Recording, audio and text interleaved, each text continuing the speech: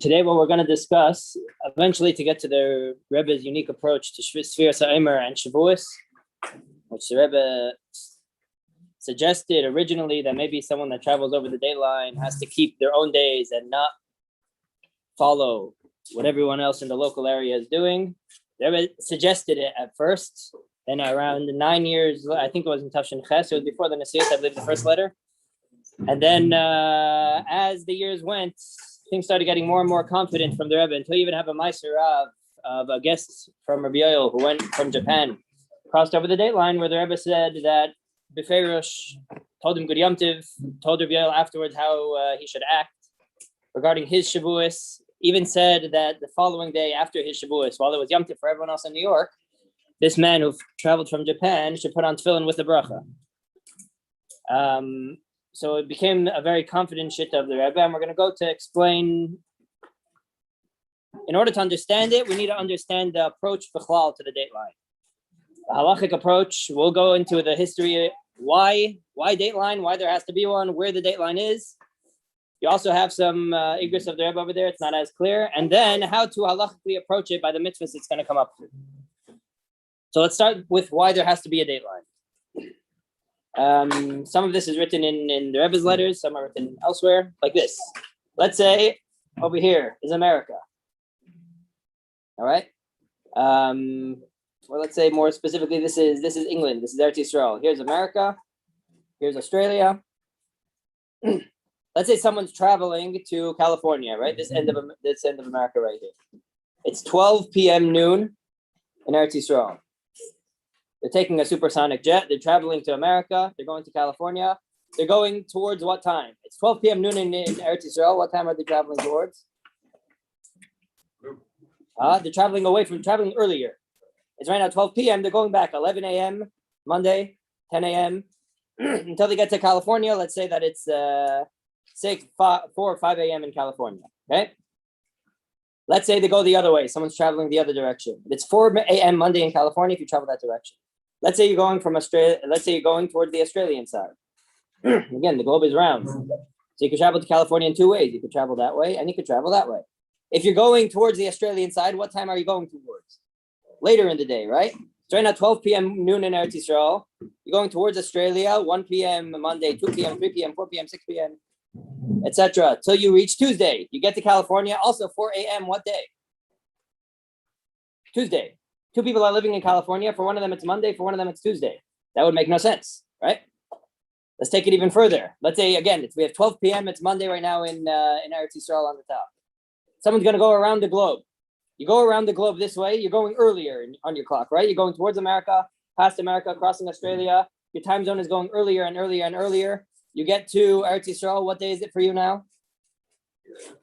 It's the day before. You left Eretz Yisrael 12 p.m. Monday. You traveled backwards, right, towards America, towards California, going back in time. When you make it back to Australia, you're gonna get it. When you make it back to not Australia, to Eretz Yisrael, you're getting there 12 p.m. Sunday. Let's say the guy travels, another guy takes a 24-hour trip. They're racing each other around the world. He's going to Australia. He's going further ahead in time, right? So he's going later into the day, going to Australia, going back to America, heading in the eastern direction, where the sun rises from. He gets back to Eretz Yisrael 24 hours later. What day is it for him? He went to Australia. It was now Monday night. He went into Tuesday. I've heard that now it's 12 p.m. Tuesday. Two people on Eretz Yisrael with a 48-hour difference between their times. For one guy, it's Sunday. For one guy, it's Tuesday. So there has to be an objective date line where the date starts. And that the dates of the world won't be so relative. There's an objective place where Sunday starts. And wherever that's going to be decided on the globe, that's where an objective Sunday happens. And we're never going to run into these. It gives locations objective time. And it's not just going to be dependent on relatively where you're coming from, which time zone you're going against, and to leave places to have their own objective time, because there's one place where the date starts, one place where the day ends, one place is earlier towards where the day starts, one place is towards where the day ends. The question is where the date line is. So I believe in the 1800s there was a agreement in the world that the international dateline is going to be based on the prime meridian, which means the center of the world, 0 degrees, longitude, it's called, longitude. The middle of England. So that's the middle of the world. That means if that's the middle of the world, it has 180 degrees going that way. It has 180 degrees going that way. So that's where the date's going to start. And it lands in the Pacific Ocean. I don't know. Yosef Yaffe could help us. If that's, they choose Greenwich, England, because 180 degrees away from it is an area with no land. They were looking for a place that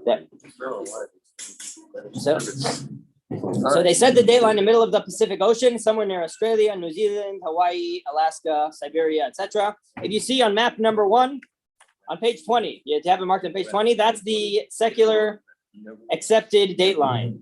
The reason why they did that, obviously, is if the dateline happened to be in the middle of a country, you'll have one side of the block. You'll have one side of Wally that would be Monday morning. You have one side that will be Sunday morning right now.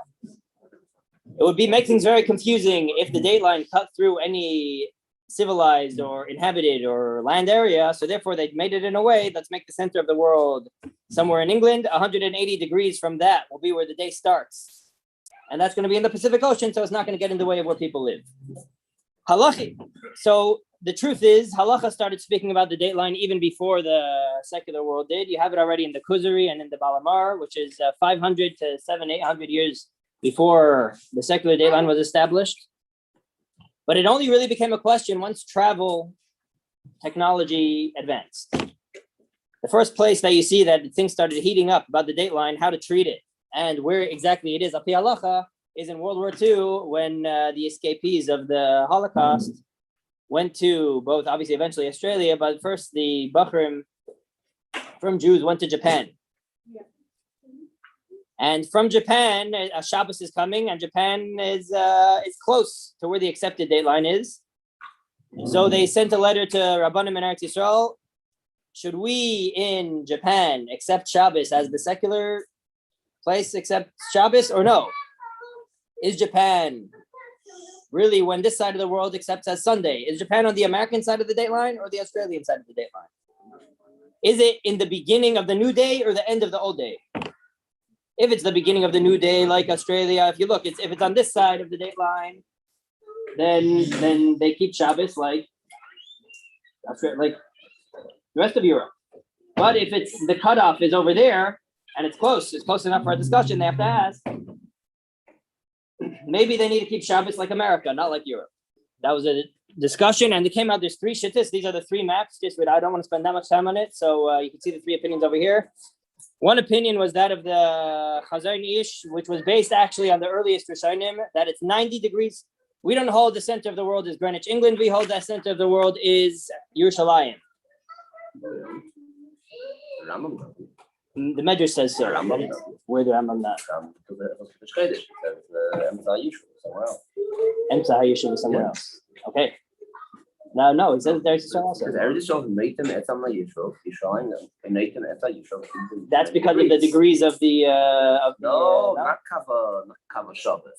Emsa Hayishuv, longitude. It's the night from the equator this much, and Emsa Hayishuv this much. Okay. I'm not sure which opinion the Rambam would hold of. The Rambam doesn't discuss this. Let's see. The Chazar Ish says, based on the Kuzari and the Balamar, the 2 earliest discussions of the dateline, is that it's 90 degrees to the east of Eretz Yisrael. But he also holds that you can't split a continent in half. So if you look, his is the furthest, the dateline which hugs Eretz Yisrael the most, the bottom of page 21, says that's where the dateline is. Therefore, Japan is part of which date? The previous date. It hasn't yet entered the new date. You see the little country over there, Japan, in white? So any country that the dateline crosses over, that's part of the Eretz Yisrael side, you pull the entire country to that side. So you see Australia, his dateline, the gray area, cuts only through half of Australia. But because part of Australia is in the new date, so the whole Australia is the beginning of the new date. But according to the Chazar Ish, New Zealand, you see Tasmania, Japan, those are islands. There's no part of the dateline that touches them, so therefore they're part of the last date. And in 1999, December 31st, it's going to be 1999 last in Japan and New Zealand, and it's going to be the new millennium, year 2000, will first hit Australia, will hit Siberia, will hit Asia, but the last places it will hit will be Japan and New Zealand. Therefore, the Chazon Ish told the Bachrim, or the Jews who went to Japan, you keep your Shabbos on Sunday. The Chazon Ish. And even Yom Kippur, you fast the next day, then the rest of Asia would be holding. We don't follow the secular dateline, even though the secular dateline accepts that Japan has Saturday on a certain day, but the halachic dateline puts Japan a day behind it. So therefore, on Sunday you keep Shabbos. And if Yom Kippur, I believe that year that this big debate and discussion happened was on a Tuesday or Wednesday, he says the next day you keep Yom Kippur. But the other two opinions leave Japan as part of the accepted side of the dateline. One opinion is based on a medrash again that Eretz Yisrael is the belly button, is the center of the world. So therefore, if it's the center of the world, you have 180 degrees that way, 180 degrees that way, which means that the dateline is a little bit further into the American side of the world. That's where the date starts. If you look, that's the top one on page 21. It cuts into Alaska, which is why the Rabbi writes in a letter that Alaska is actually a suffix. It cuts into Hawaii. Yeah, that's a different side of suffix. That's about the sun that doesn't set for a different year. I get involved with this a little bit too. This in the dayline. And I've always maintained that the problem is the Aleutian Islands, the only one that it has to be a straight line, and you can't divide a continent. The only place that could be is in the Bering Strait. But so all these islands go with the Bering, including New Zealand, they're on the current date. Only some islands in Alaska, which are under the Russian continent, are under a different date. I'm going to be on the Australian day, the date ahead. Yeah, there's some islands are on that. Okay, that would be from Shita. And then page 20, which I believe is the accepted Shita al Pi Halacha, is based on when the sun was created in the day, that it was created 3 hours into the day. So therefore, it's not, yes, Eretz Yisrael, Yerushalayim is the center of the world, but the sun was only created 3 hours in. So it's not 180 degrees the day starts away from Eretz Yisrael. It's 135 degrees away from Eretz Yisrael, which lines up pretty close to 180 degrees from Greenwich, England. Why So, 135? Because of the mathematics of 3 hours, that if the sun was created 3 hours into Yom Revi, then it wasn't exactly 180. The sun was put in when the day already started. So therefore, that's when, Every 4 minutes, 53, every hour, 53. Yeah.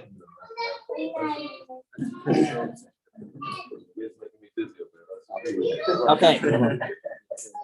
And so that's the accepted dateline that it goes after the roughly after the secular dateline. There has been interesting scenarios. The Americans, Samoa, other islands have recently, they decided to push to the other side of the dateline. How does Allah accept that?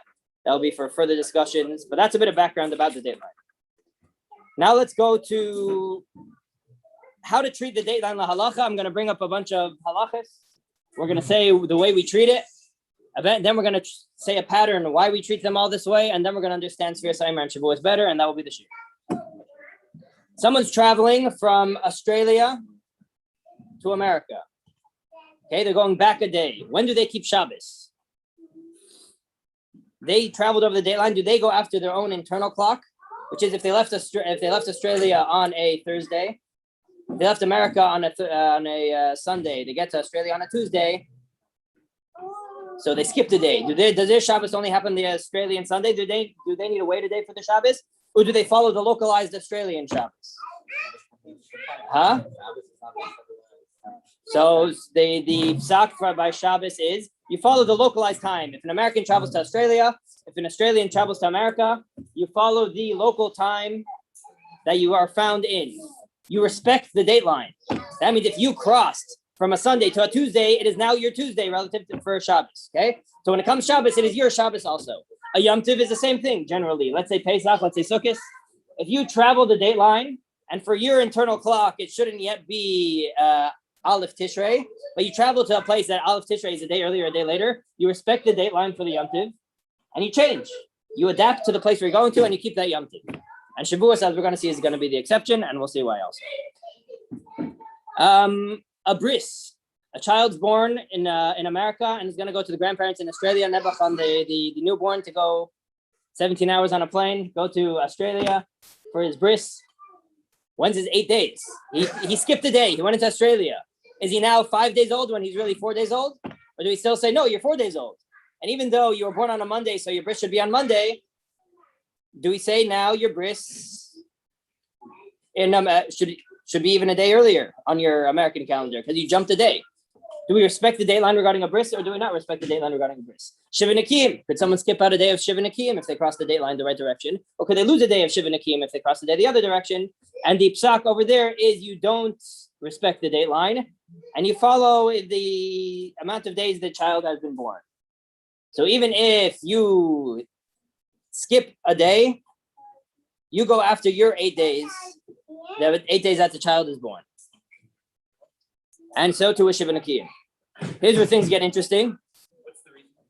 I'm going to explain at the end. For now, we're going to say we have Shabbos and Yom Tov on one end where you do respect it. We have, We have by Nida and we have by Bris that when you don't respect it.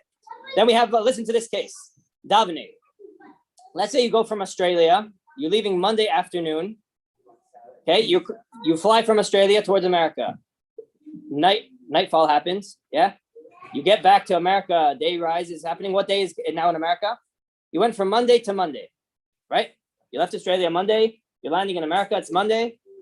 You need to put on tefillin again. You put on tefillin on Monday already, but it's Monday again. Do I put on tefillin? Do I need to daven again? So here's an interesting psach by davening. You do need to put on tefillin again. You do need to daven again, meaning you don't respect the dateline. I don't care that it's Monday in America. For me, it's a new day. But what shir shayim do you say? Monday. So I'm davening again because I don't respect the dateline. It's not just a repeated Monday. It's a new day for me. But by shir shayim, I'm going to say hayemim sheni b'Shabbos. I'm going to say that it's Monday. Is it Monday for me? Is it not? Or is it not Monday for me? So what we're going to do is start following a pattern about different layers of time, different ways of viewing time, and based on each mitzvah, which time category it falls into will be if we respect the dateline accordingly, or if we don't respect the dateline accordingly. We're going to start off with another klutz kasha that's given in with the Rabbanim who teach the dateline topic. The halacha by basar v'chalav is kavash k'mevushel, right? That means that if you have meat and milk sitting in cold liquid for 24 hours, they have been considered halachically cooked, and you can't eat them. You just cook basar v'chalav sitting in cold liquid for 24 hours. If you are leaving from Hawaii to Australia, not a long trip, but crossing the dateline, and you have this happened to me once, not in the dateline, but you have an ice chest, an ice bag, and the ice melts, and the cheese and the meats are sitting in your ice bag for 5 hours on the clock, but you cross the dateline. So you had them sitting together from Sunday to Monday. Is it treif now? Is it basar b'chalav? Let's leave that one for an open discussion. And what's the public consensus? This is a discussion. What? Whatever he says. What does he say? This requires a discussion. Good question. Good point. It will obviously not be basar v'chalav. Why? And this is where we're going to start opening the dimensions of time.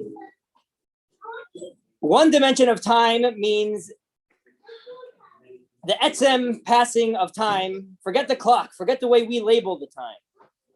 Things take a certain amount of time to happen. When two foods sitting in cold liquid, I don't care what date it is, right? The food's sitting in the liquid doesn't care what date it is when it starts cooking the food.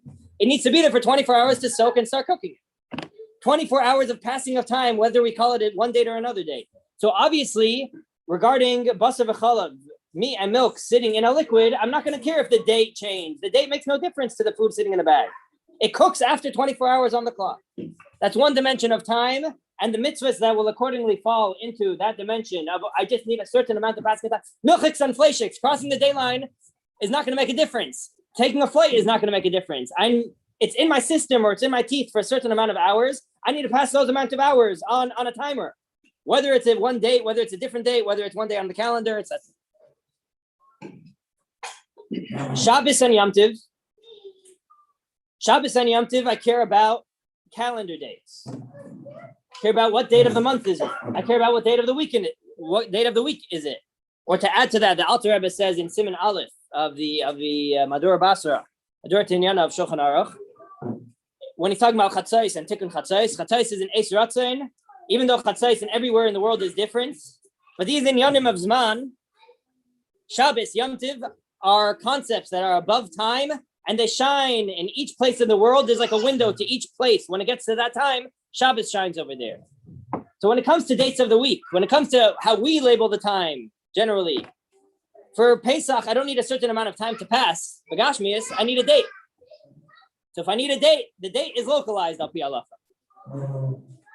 Date on the calendar, the concept of Pesach will shine when it's Tes Vav Nisan somewhere.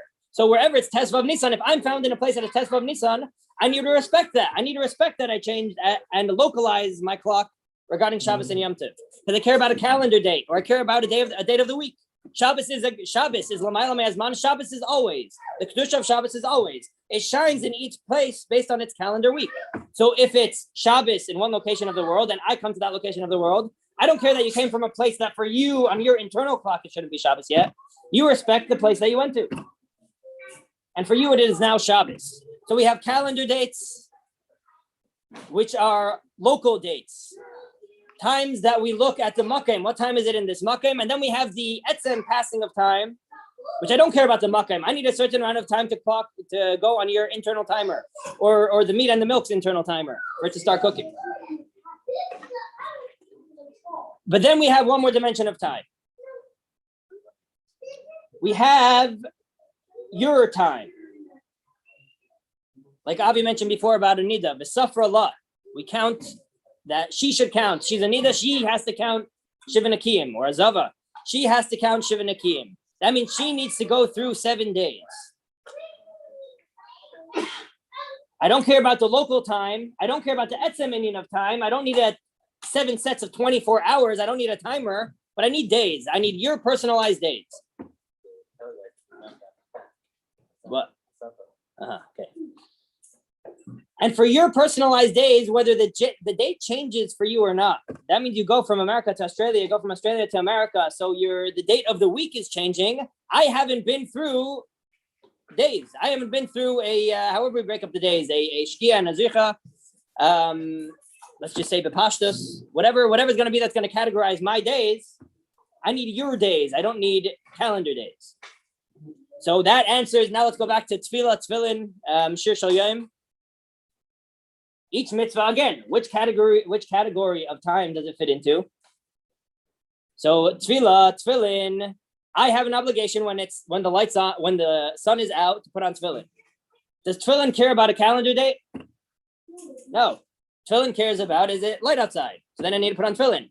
If there's a shkia and then a zricha again, shachris, tefillin, do those care what date I call, what label I give to that day? I don't care if it's a Monday again. I don't care if it's a Tuesday. I don't care. It's a day again. So if it's a day again, you have an obligation to put on tefillin when it's a day. You had an obligation during the day, but then night happened, but now it's day again. So now you have to put on tefillin. I don't care how you label the day. That's why when you get to Shir Shal Yom, what do you say? Hayom Yom Sheni B'Shabbos. Because Shir Shal Yom, what does that care about? The label. Sheni LaShabbos. So if it's Shabbos, we go after localized time, like we said before, we brought from Shulchan Aruch. It's a calendar date. Calendar date that goes after what time it is in the location. So then what now I need to say, hey, what day is it? I know it's a new day, so I need to put on tefillin. What should we label that day? The day label goes after the local place. So I am davening shachris, because for me it is another day, but on the calendar, on the labels we give the day, it's not another day, and it's Monday again. Now let's go to Sfiras HaOmer and Shavuos to understand the Rebbe's shitta of Sfiras HaOmer and Shavuos. Sfiras HaOmer, it says, Usfartem lachem, Svira l'chol echad ve'echad, with regards to a couple halachic nafkaminas. The Rebbe says, we see clearly from the Torah that Svira is a personalized count. There's no such thing as what day of the Omer is it today in California, in America, in New Haven. That question doesn't exist. What day of it is Svira is a personalized question. On your gauge, what date are you up to? So, what about Shavuos? Is Shavuos, now let's go to Shavuos for a second. Is Shavuos a calendar date or Shavuos the 50th date of the Omer? We know Beferish from Shulchan Aruch that it's not a calendar date. It happens to coincide with Vav Sivan, but back in the day when they were Makadesh Chodesh Al Pi HaRe'iyah, It could fall out a day earlier, it could fall out a day later. Based on what? It's the 50th day of the Eimer. After you counted 49 days, it's the 50th day. So what is the only halachic criteria for Shavuos? A calendar date? No. My personal gauge, my personal count. When I cross from America into Australia, the fact that I counted day 3 and they're counting day 5 doesn't mean that for me, I don't care. There's no localized time. Each individual, the only Sphira gauge exists in everyone individually. There's no such thing. I don't care about local time because it's not a mitzvah that's based on a local date. It's not a mitzvah. It's a individualized mitzvah that follows your individual time. So yeah, everyone else is counting day. Now I need to count day 4. Someone from Australia to America, they're counting day 4. Everyone in America is counting day 4 the next day when you arrive there. For you, it's day 5. So you're a day ahead of them. That means when's your Shavuos going to be? Your Shavuos is going to be a day off. But it's not called the day off. Right? It's called what date, what element of time do I care about? When it comes to Shavuos, I care. It's just like bris and shiva nakim. Let me give a mashal of this from a bris and shiva nakim. I will understand how logically this is the way that we're going to think of Sphira once we think about it in this scope. You have 2 children born at the exact same time. Again, when I say time, it's very relative. That doesn't mean on the same date. Doesn't mean on the clock. That means 2 mothers are on the phone. We're about to give birth. Boom. They gave birth at the exact same moment in Etzem time. It's a different date. One is born on Monday. The American born on Monday. The Australian born on Tuesday. But they gave birth at the exact same time. When's each one's bris going to be? The American's going to have his bris on Monday, the following Monday, right? The Australian will have his bris the following Tuesday. What happens if right now one of them will travel to the other countries, to the opposite country? They're both born at the exact same time. So let's be mamchus. Let's say for simplicity's sake, the Australian goes to the American side. So going from Tuesday, the day he's born, goes to America, which is his body is the second day. It's Wednesday. It's a Tuesday again. When's the Australian kid's bris going to be? Huh? Same time. It'll be same time as the American kid. It will be a day earlier. The Australian bris will be 7 days after he was born, Kaviyachol, but it'll still be the same time as the American day. Right. And if the American goes to the Australian side, you'll have to wait an extra day. When he has a bris on the 9th day. Yes. The Australian is 8th day. But on the calendar. Yes. And I don't care what's going on with that. And there could be 2 twins born in America. One parent brings them to Australia for the bris. One parent keeps them in America. And on the calendar, it will be 9 days. And obviously, we're going to know it's not a chiddush to us that by the bris, we're going to follow each one individually. I don't care what's happening. It's another kid that was born at the exact same time, living in the exact same place, born from the exact same place. I need my 8 days. Rabbi Bistritzky, in your example, both of them are having the bris at the same time. The date is different. No, not necessarily. No, I don't. Not that close. They're born at the same time, he said. If they're very close to the date line, it could be what, 25? No, so the date is different, but the time of the bris is the same. Practically, they're both going to have a Tuesday bris in Australia. They're still in the same place. They both came to Australia. No, one was born in Australia. Right. They came to Australia.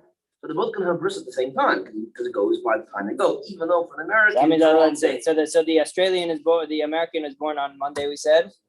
You said they're both born at the same time. Monday, which was the Australian Tuesday. He has to go through his American Tuesday, Wednesday. You meant to bring an example. Monday, Tuesday, Wednesday, Thursday, Friday, Shabbos, Sunday, Monday. But when he goes to Australia, he loses a day, so he has to have his bris on Tuesday. No, he loses a day on the calendar, but on the clock, and therefore the playlist can be on the same day. He loses a date on the calendar, which means He loses a day on the calendar. that means when he gets to Australia, But what date is it? What day is his 8th day going to be? I think you meant to bring an example of Maybe when they're born on the at exact same different date days. or same date, not the exact same time, Same but day, same date. different time. And one of them gonna have the day later. Yeah, those will be classic examples that we're gonna know. Obviously, each child's gonna have to date on his 8 days. So we just need to view Sphira Sa'imer and Shavuos the exact same way. That I don't care what's happening with anyone else in the locale. It's a personalized mitzvah. That's the one criteria that's important to realize. Yeah. What I understand is that isn't this still the Shavuos itself, the Omer and Shavuos is still a mitzvah tzibur. That still depends on base thing. There's a mitzvah for the individual to The count. Omer or the sphere? No, it's a sphere is the Omer. You have a mitzvah to count too, even not just basing the count, on the Kodesh. But the mitzvahs of Omer and Shtei Alechem, in order the mitzvahs. So the Rebbe brings over there in a travel ha'ara that you see some personalized mitzvahs that make a difference to Inyanei Tzibur. So Vein what Kama Kaimer, would that's happen with Poil over here? They have different counts, but he's not done counting and they're already bringing the Shtei Alechem. In the Zvan Abayis, you Yeah, said. what's he supposed to do? Good question. Okay, so that would probably be something that would probably be localized. What's the based in it? The tzib, So he has a The mitzvah zipper- to count wrong. not wrong. But he's not counting for the carbon. He doesn't have to count for the carbon. But that's mitzvah, the count from Omer to Shtei Alechem. After 7 weeks of counting, you bring the Shtei Alechem. Doesn't say, even if there's no Shtei Alechem, There's still a mitzvah to do it. There's yeah. still a mitzvah to Okay. count. And to have your Yom Tov the 50th day later, the 50th day So after. he has the his Yom Tov on a different day, but it's already brought the carbon. Yeah. And these What's he days, counting for? the Rebbe says if you're counting a different day, you don't say Zman Matan Tereseinu if you have a earlier, you go from the Australian side to America. Yeah, the Tzibur that's written in the Tzibur, that's written in the city, that's why everyone's davening. Yeah, these things will change. It's not suggested to cross. The Rebbe says it's not suggested to cross because obviously it's a davar hamatmiyah. It's a weird concept. The next day, someone putting on tefillin with the bracha and could do malacha b'tzina while everyone else around them is still keeping Yom Tov. It leads to awkward scenarios, but the Rebbe again started off hesitant about this, but then in the later years with the Maaseh and then I said a sicha shortly following in Tafshin Chaf Aleph, that was already the Rebbe's way that he told people to act. If could you cross the date line again to fix it and come back in line with everyone And else? Pashtos, yeah. But if you do, you should probably fly back and then fly again. Right. Hefsid Meruba already, no? Depends how close your flight. Take a boat. Okay, that covers it. At least the basics. Thank you.